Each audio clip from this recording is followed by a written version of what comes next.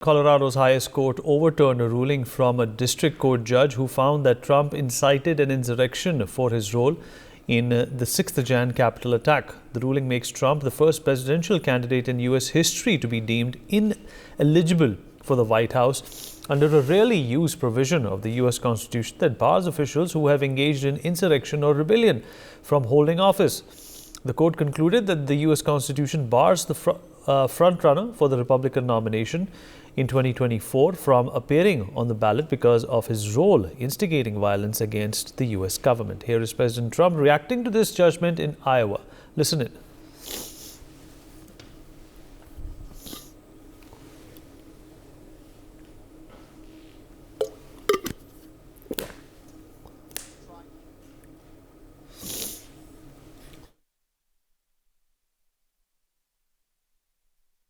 Just tried to bar President Trump from the Colorado ballot using an unconstitutional maneuver that is a bastardization of the 14th Amendment to our U.S. Constitution.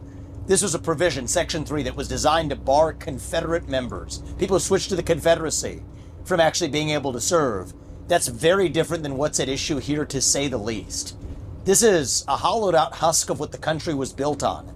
The basic principle that we, the people, select our leadership, not the unelected elite class in the back of palace halls.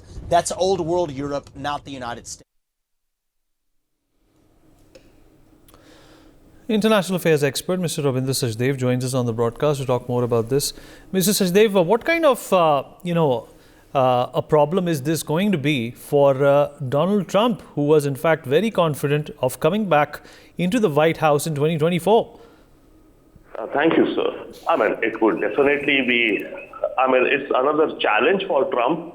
He could surmount it. The chances are that maybe, of course, from here, he will now go to the Supreme Court of the United States, and the Supreme Court may, uphold his appeal and overturn what the Colorado Supreme Court has said.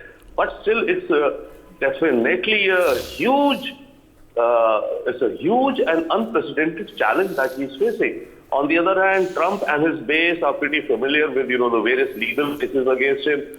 And he kind of converts, each legal case into a fundraising opportunity. And his base doesn't seem to kind of bother much about the legal problems that he is into. So that's, on the one side. On the other hand, he is into trouble because, he has up till January 4th to appeal to the Supreme Court, right? And then on 4th of March is the Republican primary in Colorado. So he should be able to participate in the Republican primary. So the point is that when he goes to the Supreme Court of the United States, the case will be heard in the Supreme Court. How long does the case take?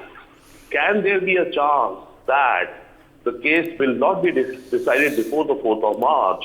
And if the case is not decided and if the Supreme Court judgment upholds, then does it mean that on the 4th of March he cannot be on the Republican primary election? That would be quite something. That's the biggest danger to him as of now. For more such videos, subscribe to the NewsX YouTube channel, hit the bell icon.